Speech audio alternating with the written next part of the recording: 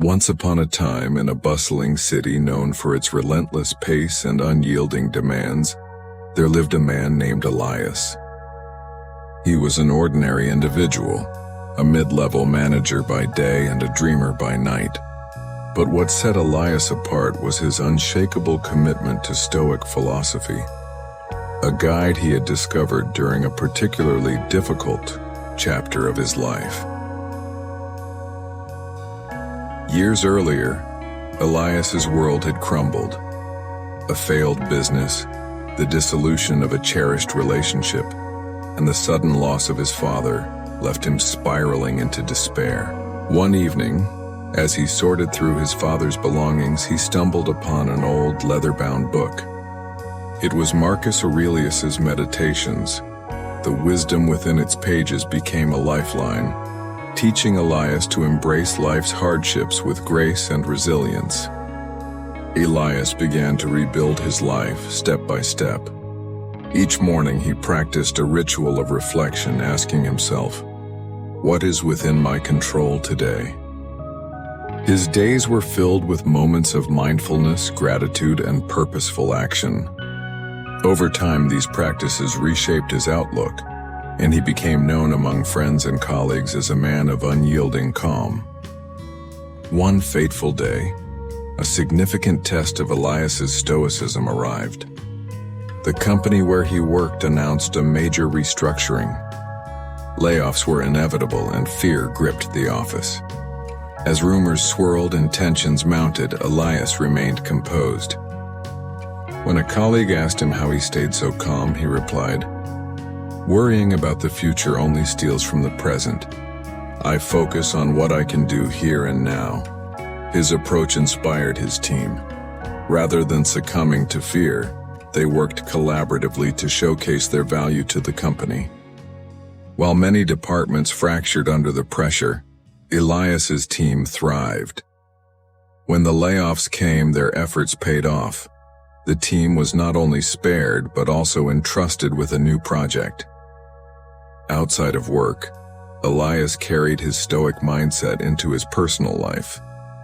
He volunteered at a community center, mentoring young people who struggled with self-doubt and anger. His lessons were simple yet profound. You cannot control what happens to you, but you can control how you respond. Among the youths he mentored was a troubled teenager named Max. Max had grown up in a chaotic household and carried the weight of his circumstances like a heavy shroud. Aurelius saw a reflection of his younger self in Max and took him under his wing. Over time, he taught Max the core tenets of Stoicism: acceptance, discipline, and courage. One day, Max came to Aurelius in tears. He had failed an important exam and felt like giving up. Aurelius placed a hand on his shoulder and said, "Max, failure is not the end, it's a teacher. What did you learn from this experience?" That question became a turning point for Max, who began to see obstacles not as roadblocks, but as opportunities for growth. Aurelius's life was far from perfect. He faced his own share of daily frustrations, delayed trains, difficult neighbors, and the occasional self-doubt. Yet he met each challenge with a mindset of acceptance and purpose. To Aurelius, life was a constant practice of aligning his actions with his values. One evening, as he walked home through the city's bustling streets, Aurelius paused to watch a street performer juggling flaming torches. The performer's concentration and grace reminded him of a favorite Stoic metaphor. Life is like a performance, and each of us plays a part. What matters is not the length of the performance, but how well we play our role. Aurelius smiled to himself and continued walking. He felt a deep sense of peace, knowing that his life, with all its imperfections, was a testament to the power of Stoic principles.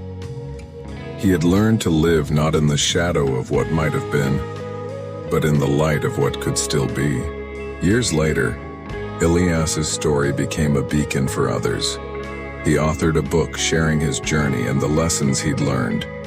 He spoke at conferences, spreading the message that resilience is not a gift but a practice.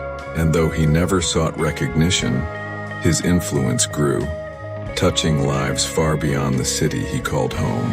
As he stood on a stage one evening, addressing a crowd of thousands, Aurelius ended his speech with a quote from Epictetus: "Wealth consists not in having great possessions, but in having few wants." He paused, then added, "And true freedom lies in mastering yourself." The audience erupted in applause, but Aurelius's heart remained humble. For him, the true reward was the knowledge that his journey had made a difference.